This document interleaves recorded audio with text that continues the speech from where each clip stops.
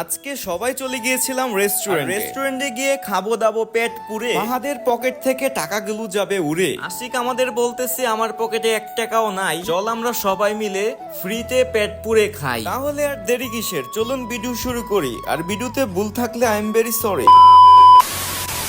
Hey, what's up, bear? Assalamu alaikum. It's me, Rafan Chuba. Welcome to my new another vlog. So guys, কেমন আছেন? আশা করি ভালো আছেন। আল্লাহ পাকের অশেষ রহমতে আমি অনেক অনেক ভালো আছি। ওকে, তো অনেকক্ষণ বকবক করলাম, এখন চলে যাব রাস্তায়। সো রাস্তা থেকে গাড়ি নিয়ে নিলাম, আর গাড়ি দিয়ে আমরা চলে যাব হচ্ছে নোয়াপুর বাজারে। আর নোয়াপুর বাজারে আমাদের জন্য অপেক্ষা করছে আশিক এবং অনেকেই। আর আজকের ওয়েদারটা ছিল অনেক অন্যরকম এবং জোস। সো গাইস, যারা যারা এখনো ভিডিওটিতে লাইক কমেন্ট করেন নাই, অবশ্যই লাইক করবেন, আর কমেন্ট করে অবশ্যই আপনার মূল্যবান বক্তব্যটি জানাবেন, আর অবশ্যই পেজটি ফলো করে রাখবেন নতুন নতুন ভিডিও পাওয়ার জন্য। আর রাস্তার মধ্যে এতটাই জ্যাম ছিল যা গরমে বলার মতো কোনো ভাষা ছিল না।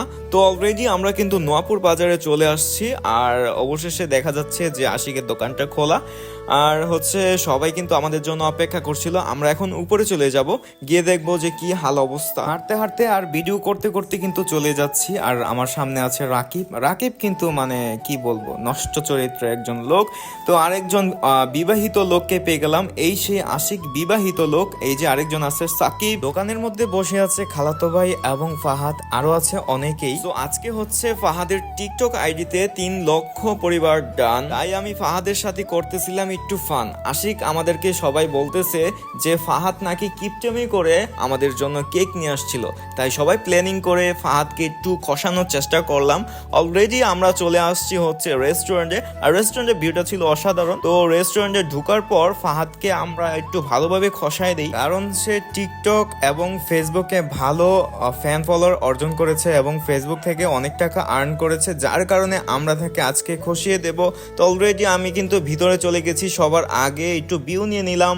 তো সবাই একে একে করে চলে আসলো, চলে আসার পর হচ্ছে তাদের সাথে একটু দুষ্টুমি করলাম, যেহেতু আমাদের চীনা পরিচিত ছিল।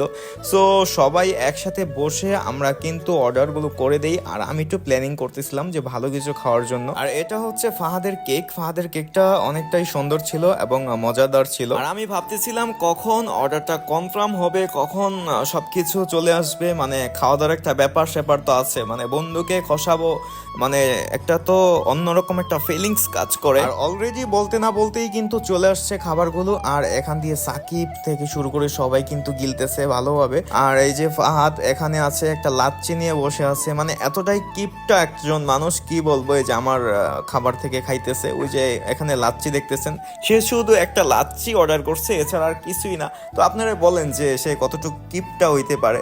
যাক, অবশেষে আমি তার হার্টবিটটা চেক করতেছি যে তার হার্টবিটটা মানে এখনো বাইচে আছে কিনা। তো অলরেডি আমাদের খাবারগুলো আমরা খাওয়া শেষ করে আবার আমরা কেক কাটা নিয়ে একটু ব্যস্ত হয়ে যাব, যেহেতু ফাহাদ আমাদের জন্য কেক আনছে। তো আমরা সবাই মিলে খাবো, আর কেকটা ছিল অনেকটাই মজাদার, আমি আগেই বলছিলাম। আর এখানে আশিক হচ্ছে মানে খুবই ইমোশনাল, মানে তো মানে কি বিবাহিত লোক বলে কথা। যাক, আমি আর কিছু বললাম না। সো গাইস, আজকের ভিডিওটি এই পর্যন্তই। যদি ভালো লাগে অবশ্যই লাইক কমেন্ট শেয়ার করবেন, এবং হচ্ছে যারা ইউটিউব থেকে দেখছেন অবশ্যই সাবস্ক্রাইব করে দিবেন। সবার কাছ থেকে বিদায় নিয়ে চলে গেল।